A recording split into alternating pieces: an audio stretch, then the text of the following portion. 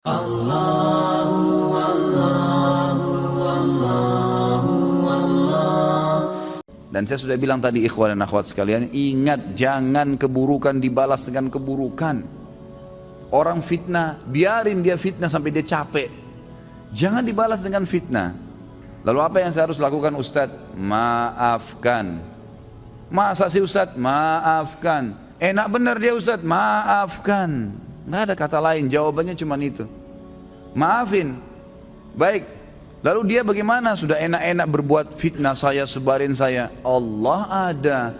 Allah subhanahu wa ta'ala itu kita yakini sebagai orang beriman, Sami', maha mendengar, Basir, maha melihat, Alim, maha mengetahui. Nggak usah khawatir. Hukum yang telah Allah turunkan, setiap orang yang berbuat dosa pada Allah, dia kalau tobat Allah ampuni. Tapi kalau dosa berhubungan dengan hak makhluk, manusia, maka dia harus tobat kepada Allah dan meminta maaf kepada manusia yang dia buat salah. Gunjing, fitnah, mencuri, merusak nama baik. Jadi kalau kita begitu difitnah, langsung awalnya kita maafin, udah deh saya maafin. Allah mengatakan wal afina anin nas, hati kita steril kembali tuh. Kita mendapatkan pahala karena menjalankan perintah Allah dan Rasulnya, gitu kan?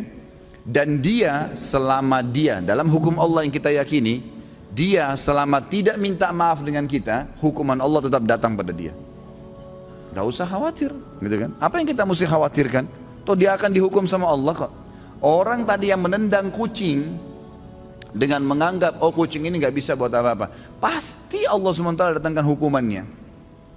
Jadi kalau antum tiba-tiba jalan baik-baik saja, sepatunya baru, jalannya bagus, tiba-tiba keseleo, coba muhasabah tuh. Biasanya kata ulama, Allah subhanahu wa ta'ala pada saat mendatangkan sebuah hukuman kepada seorang hamba, itu Allah lintaskan di benak dia dosa yang dia lakukan.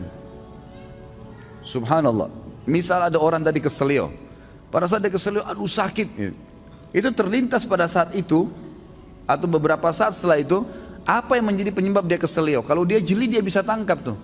Oh ternyata dulu pernah ada orang yang saya tendang nih, pernah mencuri sepatu, pernah apalah gitu kan, pelaku-pelaku yang dilakukan, maka datang hukuman tersebut. Orang kalau masuk rumah sakit tiba-tiba kemudian dirawat di rumah sakit selama 3 hari harus dirawat, demam berdarah atau penyakit apa saja ya. Kemudian dia pada saat sakit pastikan kalau dia peka, kalau dia kembali kepada Allah, dia bermuhasabah, ya Allah ini apa penyebab dosa saya bertobat sama kamu kalau seandainya ada perbuatan salah, itu pasti terlintas di benaknya apa penyebabnya tuh. Misal tiba-tiba dia teringat, oh dulu pernah dia minum khamar, oh dulu pernah dia buat sesuatu yang haram, terlintas tuh istighfar kepada Allah, gitu kan. Seperti itu. فَبِأَيِّ آلَاءِ